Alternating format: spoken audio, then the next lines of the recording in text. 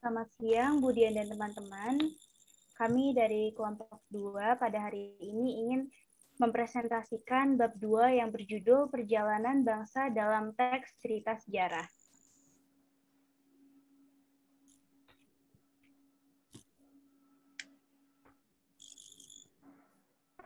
Ini adalah kelompok kami. Yang pertama ada Auli Marisa, Cheryl Ivana, saya sendiri Eleonora Nathaniel Christy, Talia Agatha, dan juga Yohana Putri.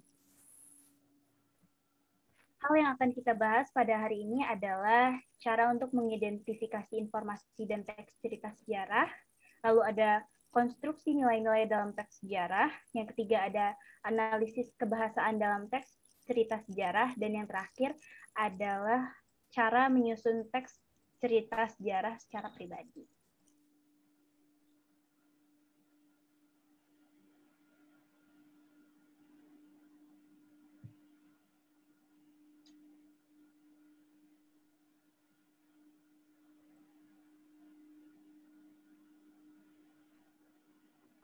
Yang pertama ada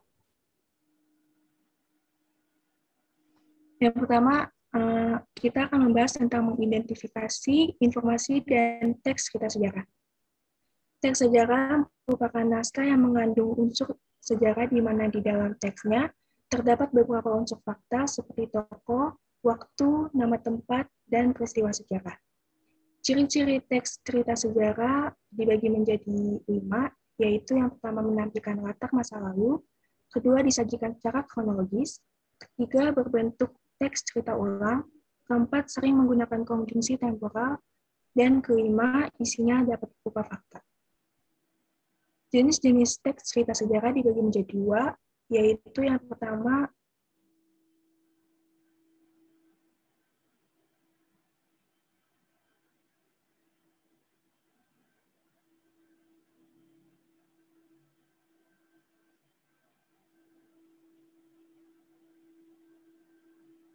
mengambil latar belakang masa lalu, menggunakan latar dan waktu berupa fakta, namun tokohnya bersifat fiktif. Lalu selanjutnya ada struktur teks cerita sejarah. Strukturnya ini dibagi menjadi 3, yaitu yang pertama ada orientasi. Orientasi ini adalah bagian pengenalan atau pembuka dari teks cerita sejarah yang biasanya menggunakan jenis kalimat deskriptif. Kedua ada urutan peristiwa yang dimana rekaman peristiwa sejarah dijadikan dan disusun berdasarkan urutan kronologis. Dan yang terakhir ada reorientasi yang bagian ini terdapat komentar pribadi penulis terhadap cerita yang ditulisnya, biasanya memuat dampak yang ditimbulkan dari peristiwa tersebut. Bagian ini juga bersifat optimal atau tidak wajib ditulis. Next.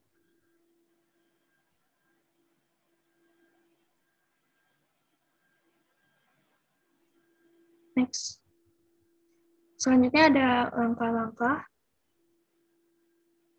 langkah-langkah membuat informasi penting dalam teks cerita sejarah. Dibagi menjadi 3 tahap. Yang pertama ada membaca teks secara seksama, mengidentifikasi pokok isi dalam teks cerita sejarah, dan mencatat pokok-pokok isi dari teks cerita tersebut. Next. Lalu kemudian ada unsur pembangun dalam teks cerita sejarah. Unsur pembangunnya ini dibedakan menjadi 2, yaitu yang pertama ada unsur intrinsik. Unsur intrinsik ini dibedakan menjadi 6, yaitu yang pertama ada tema. Tema yang ditulis pengarang biasanya memiliki tema-tema yang berhubungan dengan sejarah, tokoh agama, tokoh pejuang, atau kebutuhan kekuasaan. Yang kedua ada plot alur.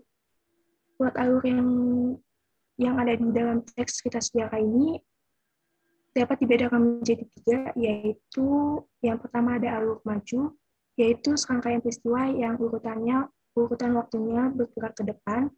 Alur mundur, yaitu rangkaian peristiwa yang urutannya bergerak mundur. Dan alur campuran, yang rangkaian peristiwanya merupakan campuran antara alur maju dan mundur. Yang ketiga ada penokohan. Tokoh-tokoh yang terdapat pada teks cerita sejarah dapat berupa pahlawan nasional, atau tokoh penting di suatu daerah, atau juga bisa tokoh fiktif hasil rekaan penulis. Lalu keempat ada sudut pandang. Sudut pandang ini biasanya menggunakan sudut pandang orang ketiga di dalam teks cerita sejarah. Kemudian ada latar. Latar dalam teks cerita sejarah merupakan latar yang dipakai dalam peristiwa sejarah masa lalu, berupa tempat, waktu, suasana, dan lingkungan sosial budaya. Dan yang terakhir ada amanat. Amanat dalam teks cerita sejarah ini disampaikan secara implisit yang biasanya berkaitan dengan akhlak, budi pekerti, dan susila. Kemudian ada unsur ekstrinsik. Unsur ekstrinsik dalam teks cerita sejarah meliputi yang pertama ada rekaman kebesaran, ketinggian, dan kegemilangan pemerintah. Sejarah cerita mengacu pada naskah dokumen sejarah ataupun sejarah lisan yang berkembang dalam masyarakat. Yang kedua ada segi corak penceritaan, yaitu dalam teks cerita sejarah mengandung dua corak, yaitu yang pertama ada berupa fakta, biasanya menceritakan sejarah pembukaan negeri penaklukan, hubungan diplomatik, kegemilangan, dan kejatuhan sebuah negara. Dan yang kedua ada teks cerita sejarah fiksi, yang dimana dijadikan acuan dalam penulisan cerita rekaman baru berdasarkan imajinasi penulis. Ketiga ada unsur keagamaan. Di dalam teks sejarah, unsur keagamaan masih kuat dan masih sering dibahas. Misalnya seperti cerita sejarah yang berlatar belakang kerajaan Majapahit yang kental dengan agama Hindu-Buddha, dan cerita sejarah yang berlatar belakang masyarakat Islam yang membahas tentang agama Islam. Keempat ada unsur politik. Unsur politik juga dipakai untuk memperkuat latar dalam suatu cerita atau novel sejarah, seperti kisah perjuangan rakyat melawan penjajah atau rakyat melawan pemerintah yang berkuasa. Yang kelima ada unsur ekonomi. Di dalam teks cerita sejarah akan dijumpai beberapa kegiatan ekonomi yang berkaitan dengan keadaan masyarakat pada masa itu, seperti berdagang, mencari ikan, atau bertani. Dan yang terakhir ada unsur sosial yang biasanya di dalam teks cerita sejarah terdapat jenjang status sosial, misalnya antara raja dan rakyat atau antara penguasa dan rakyat. Fungsi dari teks cerita sejarah ini yang pertama ada fungsi rekreatif, yaitu memberikan jasa gembira dan senang kepada pembaca. Fungsi inspiratif, memberikan inspirasi, imajinasi, dan kreativitas untuk keberlangsungan hidup berbangsa dan bernegara untuk lebih baik lagi. Fungsi instruktif sebagai alat bantu dalam pembelajaran, dan fungsi edukatif sebagai petunjuk dan pembelajaran kehidupan bagi manusia dalam berpikir. Next.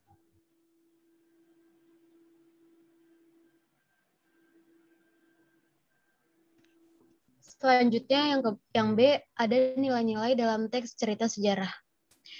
Cerita sejarah menceritakan kehidupan pada masa lampau, baik berhubungan dengan peristiwa sejarah atau berlatar waktu sejarah. Nilai-nilai yang ditemukan dalam teks cerita sejarah dapat dikonversi dan diubah ke bentuk teks eksplanasi. Yang pertama, menentukan nilai-nilai dalam teks sejarah. Ada 4. Membaca cerita dengan seksama, menelah perbuatan tokoh, menemukan nilai atau makna, menyimpulkan nilai yang terkandung dengan bahasa sendiri. Yang kedua, nilai-nilai dalam teks cerita sejarah terdapat 4 nilai. Yang pertama, nilai moral adalah segala nilai yang berhubungan dengan konsep baik buruk yang dilakukan seseorang. Yang B, nilai religius, nilai mengenai konsep kehidupan religius atau keagamaan. Yang C, nilai budaya, konsep abstrak mengenai masalah besar dan bersifat umum, yang sangat penting serta bernilai bagi kehidupan masyarakat. Yang keempat, nilai sosial, nilai yang mengacu pada perilaku atau tindakan yang dianggap baik oleh masyarakat. Yang ketiga, ada keterkaitan nilai teks sejarah dengan kehidupan masa kini. Teks sejarah mengenai masa lampau memiliki nilai-nilai yang masih relevan. Contohnya nilai moral dan budi pekerti. Nilai-nilai tersebut dapat diketahui dengan menganalisis tindakan tokoh dalam sebuah cerita dan harus disimpulkan. Dalam keterkaitan nilai teks, isi preferensi pembaca akan sangat penting dalam menafsirkan nilai-nilai dalam teks. Yang terakhir, konferensi nilai-nilai teks. Konferensi adalah kegiatan mengubah teks ke bentuk teks lain atau perubahan dari satu bentuk ke bentuk lain. Kegiatan mengkonversi dilakukan tanpa mengubah isi pokok teks. Biasanya teks dikonversi ke teks eksplanasi. Teks eksplanasi adalah teks yang bertujuan untuk menjelaskan fenomena alam dan fenomena sosial. Struktur teks eksplanasi ada pernyataan umum, deretan penjelas, penutup, dan kesimpulan.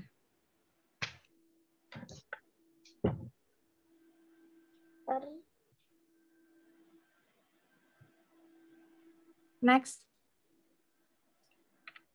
Selanjutnya, yang ketiga adalah menelaah kebahasaan dari teks cerita sejarah. Yang dibagi menjadi 3, yaitu yang pertama ada keterangan, kata sifat, dan juga bahasa kias. Yang pertama, keterangan. Keterangan merupakan fungsi kalimat yang mudah berpindah posisi, yang berfungsi memberi informasi tambahan dalam suatu kalimat. Jenis-jenisnya yang pertama adalah keterangan tempat, yang berfungsi menerangkan tempat kejadian dalam cerita teks sejarah. Yang kedua, ada keterangan waktu yang berfungsi menerangkan latar waktu kejadian dalam teks sejarah. Yang ketiga, ada keterangan alat yang berfungsi menandai alat yang digunakan untuk melakukan sesuatu. Yang keempat, keterangan tujuan yang berfungsi menerangkan tujuan dari suatu tindakan. Yang kelima, keterangan cara yang berfungsi menerangkan cara yang dilakukan untuk melakukan sesuatu. Selanjutnya ada keterangan penyerta yang berfungsi untuk menerangkan penyerta dalam sebuah kalimat. Dan ada juga keterangan perbandingan yang berfungsi membandingkan dua aspek, baik yang sama maupun yang berbeda. Selanjutnya yang terakhir ada keterangan sebab yang berfungsi menerangkan alasan terjadinya suatu kejadian. Yang kedua ada kata sifat. Kata sifat merupakan kata yang menerangkan nomina atau kata benda. Kata sifat sering digunakan dalam novel sejarah, biasanya untuk menggambarkan tokoh, tempat, atau suasana. Contoh dari kata sifat adalah Sang Prabu memiliki sifat yang sangat angkuh. Kata sifatnya itu adalah kata angkuh tersebut yang berarti sombong. Selanjutnya yang kedua adalah Dewi Sartika memiliki paras yang cantik. Kata sifatnya terletak pada kata cantik. Selanjutnya yang ketiga ada bahasa kias, yang merupakan penyimpangan penggunaan bahasa oleh penutur dari pemahaman bahasa yang sering dipakai, atau penyimpangan makna yang disertakan oleh serangkaian kata agar memperoleh arti yang khusus. Dibagi menjadi 2, yaitu makna simbolik dan ungkapan. Contohnya seperti ratusan jiwa berguguran hanya untuk membela rakyatnya. Nah, kata dari makna kias tersebut adalah berguguran, yang memiliki arti tewas atau meninggal. Contoh yang kedua adalah Roro Jonggrang giat dalam bekerja, sehingga dia disebut sebagai tulang punggung. Kata kiasnya itu adalah tulang punggung yang berarti keluarga atau penopang keluarga atau penopang ekonomi. Next. Lalu yang terakhir, D, menyusun teks cerita sejarah pribadi. Saat membuat teks cerita sejarah pribadi, penulis harus berpijak pada fakta sejarah. Imajinasi pengarang juga perlu digunakan, juga tentu melakukan riset bagian sangat penting. Yang pertama, membuat teks cerita sejarah pribadi. Teks cerita sejarah ditulis oleh sejarawan, pujangga zaman kerajaan atau masyarakat awam, dan cerita tersebut dapat berkembang secara turun-menurun. Informasi yang didapatkan bisa melalui metode wawancara, karena fakta sejarah menjadi landasannya. Berikut langkah-langkah membuatnya. Yang pertama, tentukan tema. Sejarah apa yang akan digunakan sebagai latar dan penyokong utama dari teks cerita sejarah pribadi. Yang kedua, buat kerangka sejarah terlebih dahulu dan dapat disusun dengan cara kronologis, sebab akibat, tindakan tokoh, urutan tempat, rentetan peristiwa. Lalu yang ketiga, mencari literatur, sumber sejarah, buku, dan media yang relevan lainnya untuk mengumpulkan fakta-fakta sejarah. Yang keempat, kembangkan menjadi teks sejarah dahulu jika diperlukan. Kemudian tuangkan sejarah tersebut dalam cerita sejarah yang diinginkan sesuai dengan imajinasi. Dan kelima, cermati kembali teks cerita sejarah yang disusun baik itu struktur, isi, ataupun kaidah kebahasannya. Yang keenam, merevisi merupakan kegiatan setelah mencermati kembali. Apabila pada tahap mencermati terdapat kekeliruan, dilakukan perbaikan atau revisi. Next. Yang kedua, ada menyunting teks cerita sejarah. Menyunting teks cerita sejarah, proses memperbaiki sebuah teks dengan memperhatikan unsur isi dan kebahasannya. Unsur kebahasaan berkaitan dengan keefektifan kalimat, ketepatan ejaan berkaitan dengan pembacaan tanda baca, penulisan huruf, dan penulisan kata. Langkah-langkah untuk menyunting teks cerita sejarah berdasarkan struktur teksnya adalah yang pertama, membuat teks cerita sejarah dari awal hingga akhir secara seksama. 2, menandai paragraf sesuai dengan struktur teksnya, yaitu orientasi, urutan peristiwa sejarah, dan reorientasi. Yang ketiga, memastikan teks memiliki struktur yang sesuai dengan kaidah. Dan keempat, memperbaiki struktur teks tanpa mengubah substansi teks tersebut jika teks memiliki struktur yang tidak sesuai dengan kaidah. Yang kelima, menyunting teks berdasarkan bahasa yang digunakannya. Yang keenam, mempublikasikan teks cerita sejarah yang telah disunting.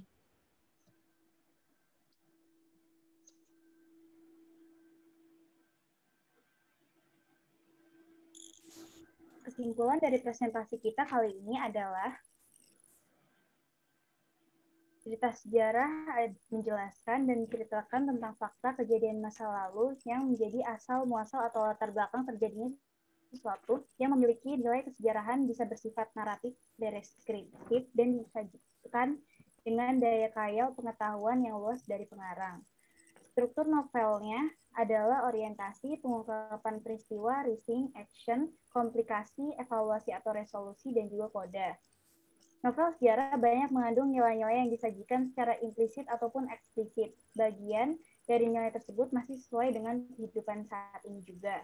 Yang terakhir adanya kaidah kebahasaan teks cerita sejarah, yaitu kalimat bermakna lampau, kata yang menggunakan urutan waktu atau konjungsi kronologis, lalu ada kata kerja yang menggambarkan sesuai tindakan, kata kerja yang menunjukkan kalimat tak langsung, dan juga kata kerja yang menyatakan sesuatu yang dipikirkan atau dirasakan oleh tokoh. Demikian dari kelompok kami, apakah ada pertanyaan? Saya perwakilan dari kelompok 2 ingin bertanya, kaidah kebahasan apa saja yang terdapat dalam teks cerita sejarah?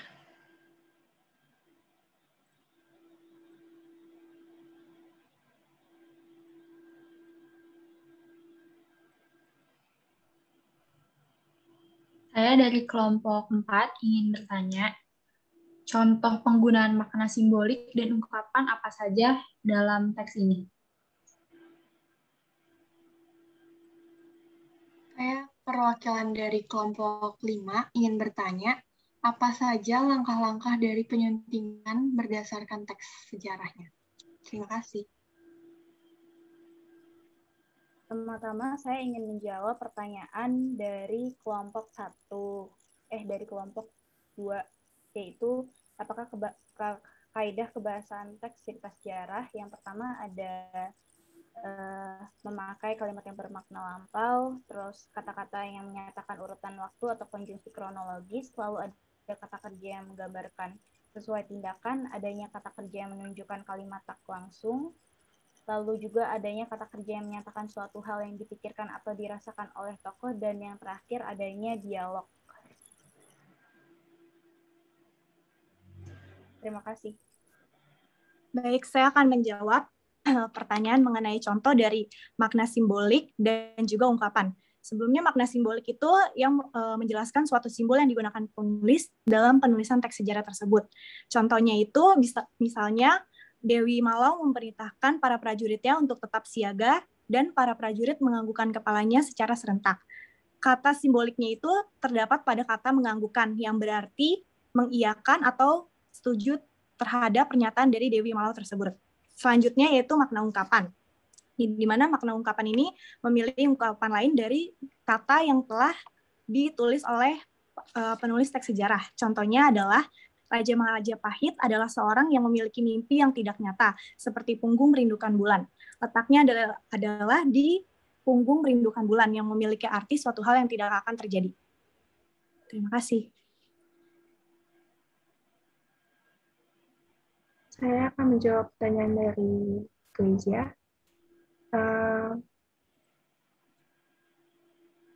Langkah-langkah dari penyuntingan berdasarkan teksnya, yaitu yang pertama ada membaca teks cerita sejarah dari awal hingga akhir secara seksama. Yang kedua ada menandai paragraf sesuai dengan struktur teksnya, yaitu orientasi, urutan peristiwa sejarah, dan reorientasi. Yang ketiga ada memastikan teks memiliki struktur yang sesuai dengan kaidah. Keempat adalah memperbaiki struktur teks tanpa mengubah substansi teks tersebut jika teks memiliki struktur yang tidak sesuai dengan kaidah. Yang kelima adalah menyunting teks berdasarkan bahasa yang digunakan.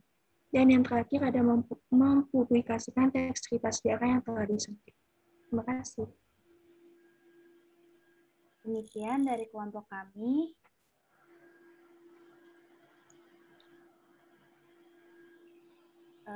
Untuk bukti pengerjaannya bisa dilihat di kolom selanjutnya. Terima kasih.